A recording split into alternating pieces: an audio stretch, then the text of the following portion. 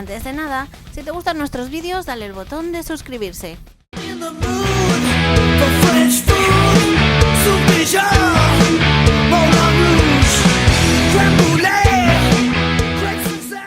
Hi everyone, welcome to another episode of interviews on heavy metal Brigade. Right now we are in bar room 66 in Avilés, Asturias, and we are here with Adam Baum and Pip.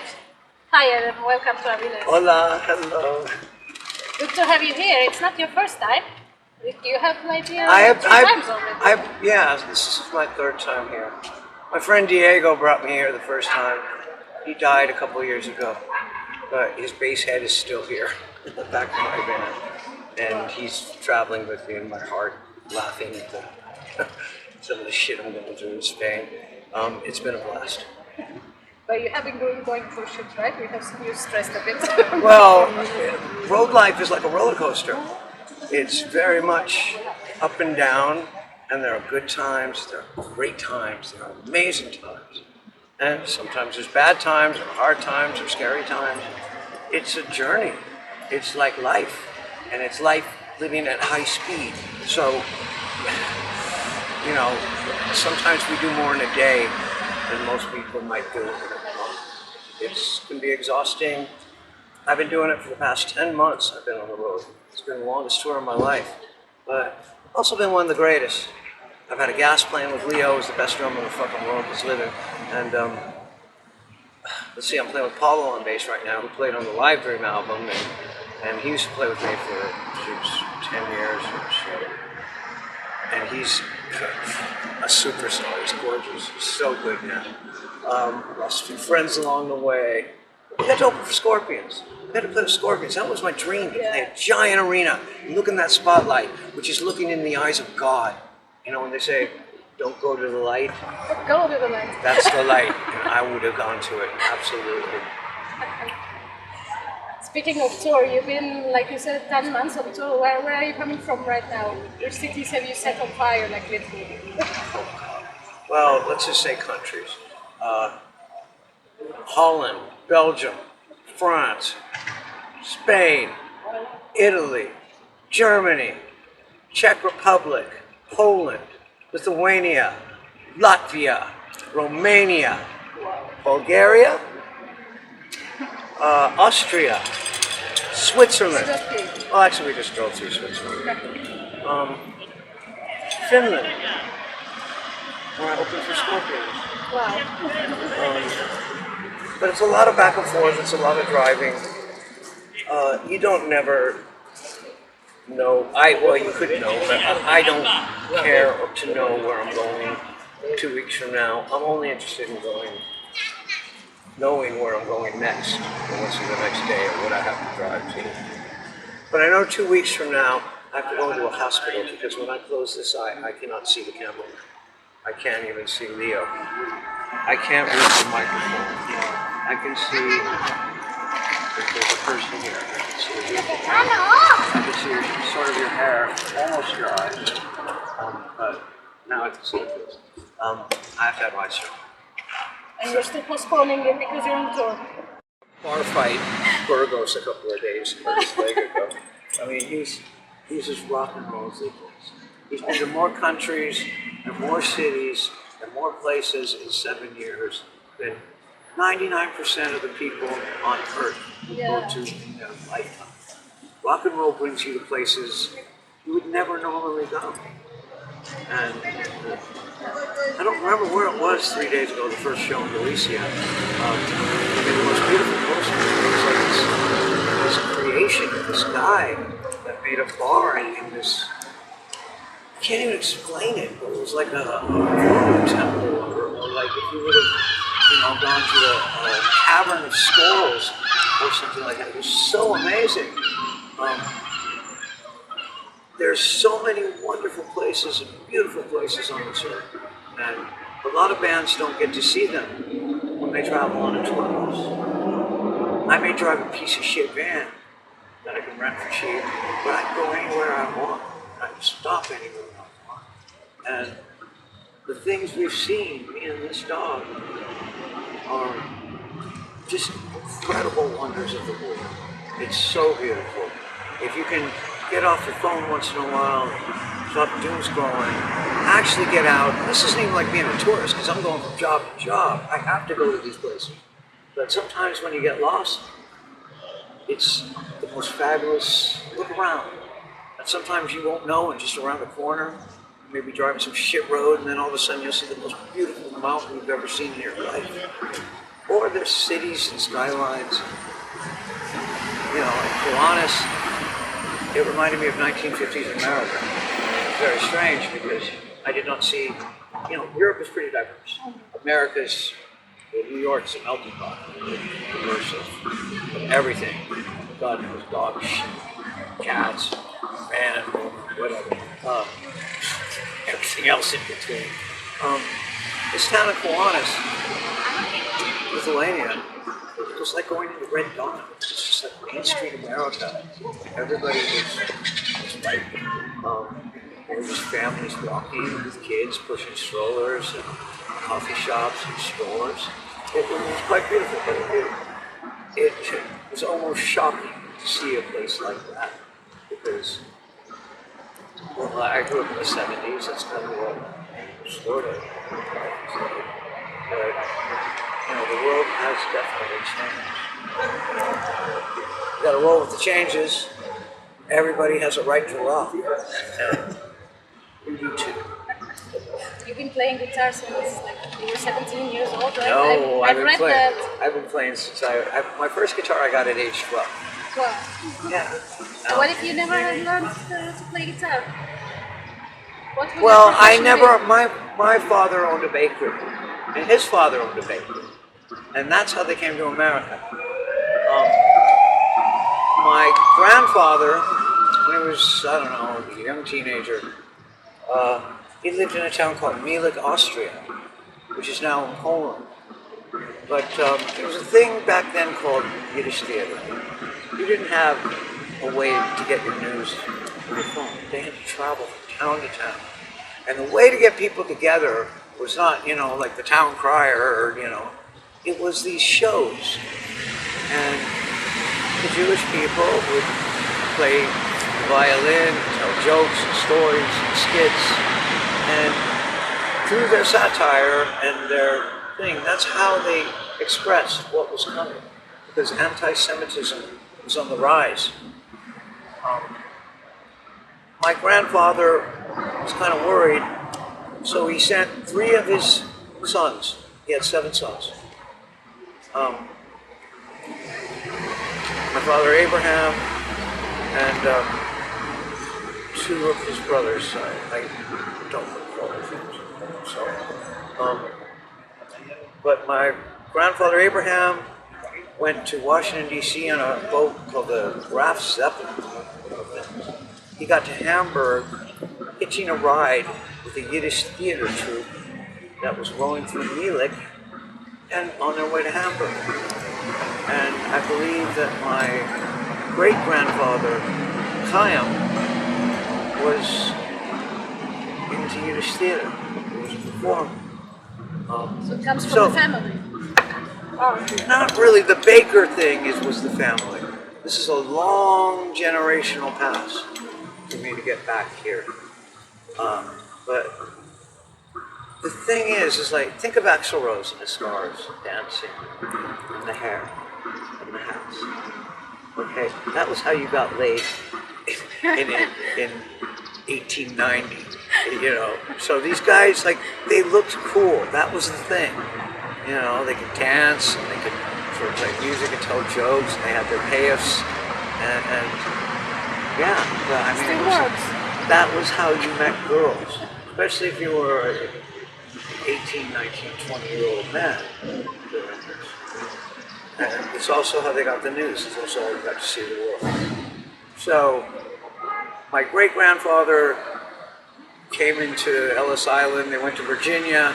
He got in a fight with my uncle over a girl, and then went to the train station, and he couldn't speak English. He could only speak German, but he basically said in English, "Get me the hell away from this place as far as I can go." So they booked him a ticket to Seattle. And in Seattle, he found a place He saw a 10-year-old girl playing in the yard. He moved into this house. When she grew up, he married her. They had 7 children. My father and his 2 brothers started a bakery after the war. My Uncle David fought in the war and died. One of the other brothers started a bakery in San Francisco.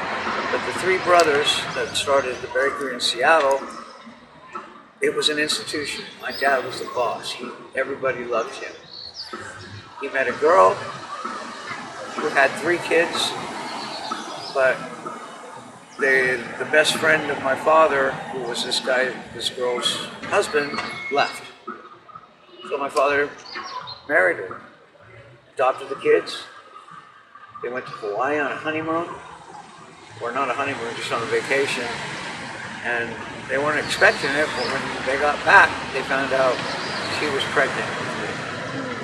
So I was conceived in Hawaii. My father owned a bakery. His father owned a bakery. My father's bakery, geez, it was kind of, well, Jeff Tate from Queensryche, he works there. Oh, yeah. That's how you met him? Oh, no. I discovered him through an ad we put out looking for a singer. And we got him in our little cover band called Tyrant. We lost a battle of the bands. And anyway, the band broke up. It wasn't meant to be. But I always thought he had a radio-friendly possibility for us. He was into different stuff. He was into prog rock, I would say. He was also much older than me. So, you know, I wanted to be with kids my age. That's what you thought a band would be. But I was better than kids my age, so I played with older guys. Jeff, I don't want to say anything bad about it because it's pretty nasty shit that went down there. But I was just a kid. I was easy to take advantage. And all I wanted to do was help people. So if I could help him get a job through my dad's bakery, I did. And he lost his job because he did something he didn't need to do, because I would have given him anything he ever asked for, even if I was mad at him or had a feud with him because the band broke up. But whatever, life went on. He went on to join my best friend in school's band. Just, you know, you have a best friend for maybe a year or 2. This kid's name was Chris DeGarmo. He started playing guitar around the same time, at the same time. We even took lessons from a guy to teach us a couple of scales and bar chords. And later we went to different schools and best friends and acquaintances. But he made a demo tape and they needed a singer, and we got Jeff to sing on it. And the record store owner that I stole a record from, called Kiss Alive, when I was 12 years old, stuck in my jacket and went. That same owner of that record store got Chris DeGarmo and Jeff Tate a record deal with EMI Records. And pretty much blew away all the kids in Seattle, or Bellevue, I should say, the east side. And well, people have their tattoo on their back. The girl that tried tattoo on their back. Is it true that you auditioned for Kiss? Sorry? Is it true that you auditioned for Kiss? Of course, Kiss has been a constant throughout my lifetime. But yes, when I was 17 or so, I read an ad in Billboard magazine, which was a famous music industry magazine for professionals, and it said major band looking for a guitarist. Must be 21 and 6 foot tall. I was 17, pushing 18. I was probably around 5'6". But I sent my TKO tape. I was in a band called TKO, a record deal. Wait, but I sent that and a picture of me playing at this theater in Seattle. And Eric Carr, the drummer of Kiss, called me out one summer when I was living in a little cabin on my cellar, wanted to live in a lake house. One summer I was living with my dad, bakery. And Eric Carr said, "Do you want to come out to Hollywood and audition? You have to buy your own ticket." But, yeah. And I got to play with Kiss.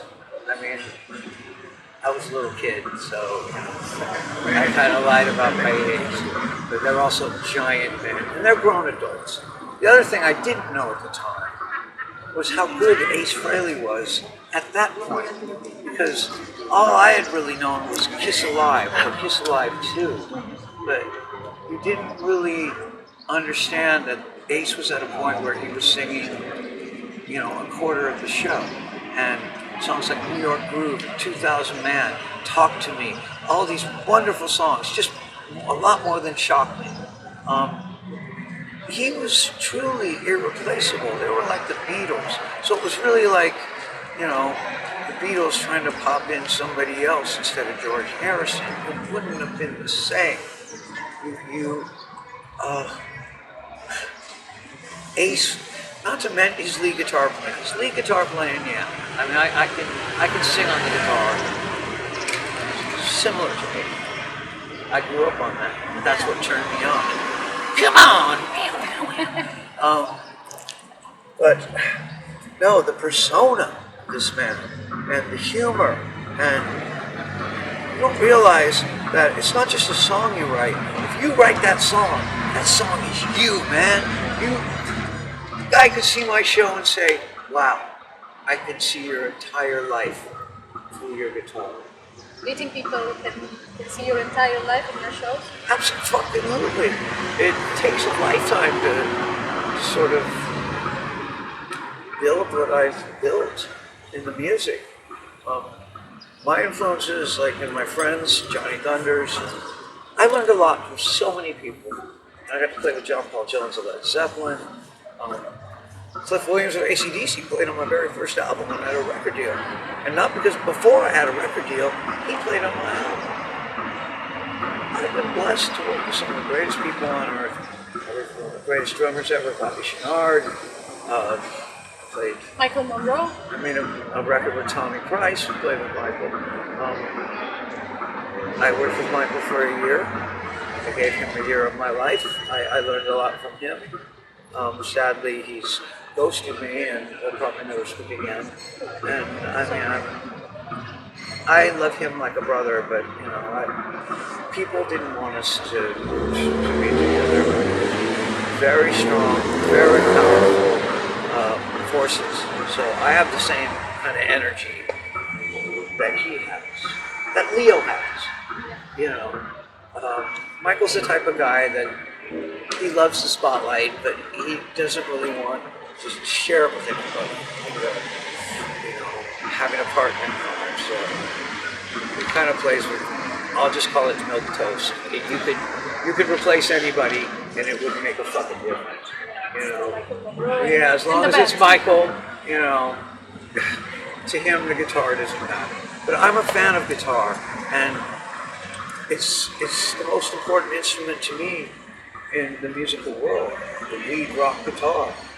When Ace died yesterday, the day before yesterday, I took it so bad. I was so hurt. I still am.